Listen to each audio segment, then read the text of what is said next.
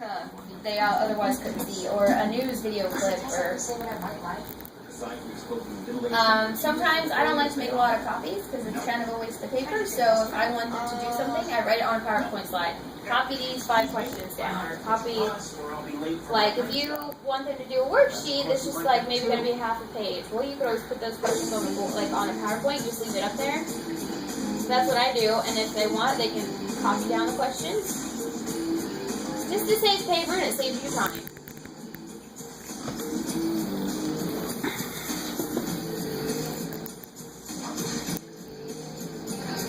Well, that's what a lot of people do, and then they have, it's in their notebook, so they don't have to rip it out. They're better organized that way.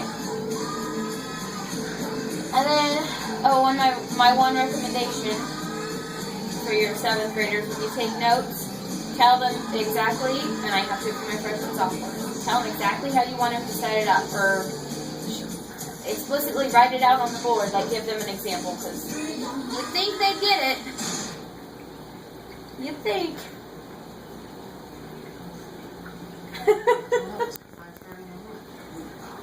Oh, good idea, yeah. Going to work? Maybe you remember it? Oh, hey, Francis, can I borrow $20 and buy some more paint?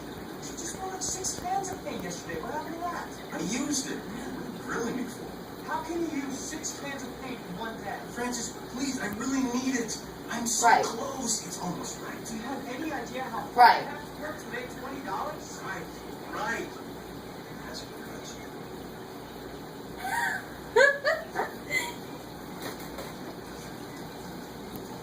Or not answered. Yep.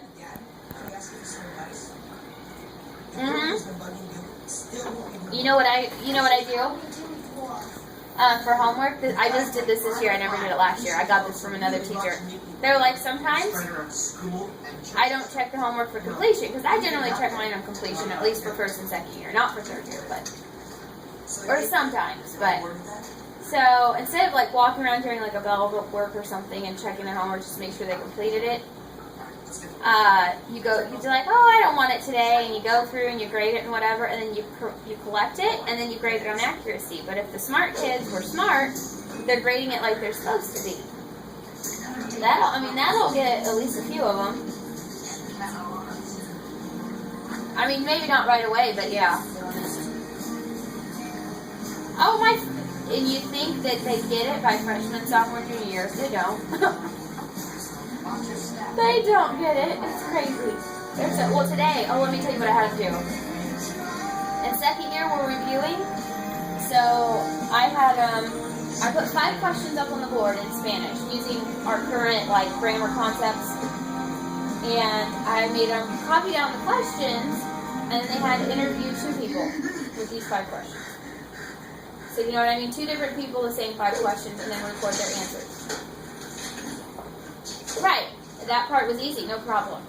I had my sophomores, juniors, and seniors write a summary of what they found. Just comparing and contrasting the 2. 5 simple sentences. And the questions were as such. When do you go to sleep? What time does school start? What do you eat for lunch? And little Johnny might like fruit, while little Susie likes vegetables. Just comparing and contrasting. This is Spanish 2. They have all the necessary vocabulary to do so. That wasn't the problem either, writing a paragraph. The problem was, what do you mean summary?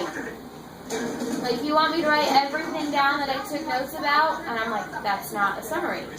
A summary is, shortening all your findings. Like, I had to explain to them how to summarize. Sophomores, juniors, and seniors.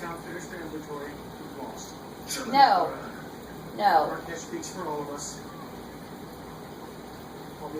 Right, and it was just like, and I guess I never thought about it. I'm like, really? So I had to put an example on the board of exactly what I was looking for. I spent my entire spring break on flip-flops and badges. Right, oh yeah. And you even have to, I even had one girl, so wait. We're interviewing 10 people with each question, or what'd she say?